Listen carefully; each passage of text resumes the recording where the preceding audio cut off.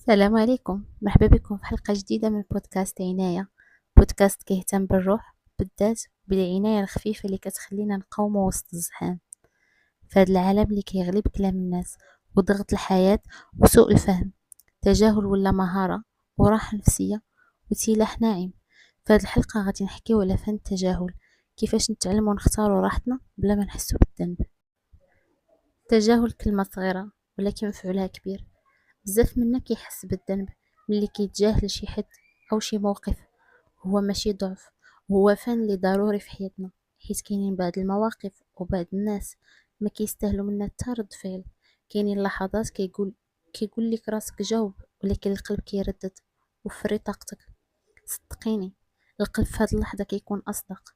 التجاهل ماشي برود، تجاهل وعي. حنا محتاجين تجاهل في حياتنا، حيت كاينين بعض المواقف كتستنزفنا، وكاينين بعض الناس كيتغداو من ردة الفعل ديالنا. فاش كنتجاهلو حنا كنحميو نفسنا، ماشي كنظلمو الآخرين.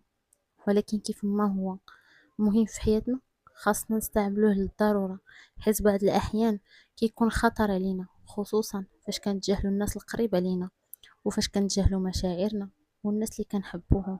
هما ما خصهمش تجاهل، هما خصهم غير نهضروا معاهم، نعطيوهم وقت. التجاهل هنا كيولي برود وهروب، وكيخلف مسافات كبيرة ماشي ضرورية. الحل سهل، اللي هو التوازن. نختار واش نرد البال ولا نتجاهل. نسول راسي، واش هاد الموقف كيستاهل طاقتي؟ واش هاد الشخص كيحترمني؟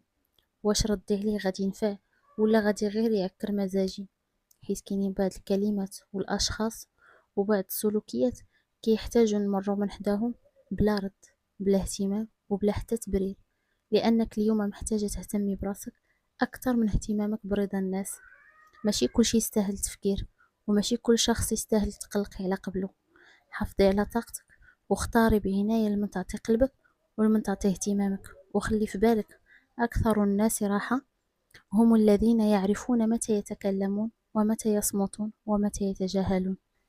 شكرا لأنك كنتي معي اليوم في بودكاست عناية. تذكري دائما، ماشي كل شي يستاهل تفسير، وماشي قاع الناس كتستاهل اهتمامك. ارتاحي، تجاهلي، وكملي طريقك بخفة قلبك وسلامك الداخلي. نلقاك في الحلقة الجاية بإذن الله. ردي البال لراسك وديري عقلك في راحة، وبقي قريبة لنفسك. بسلامة عليك.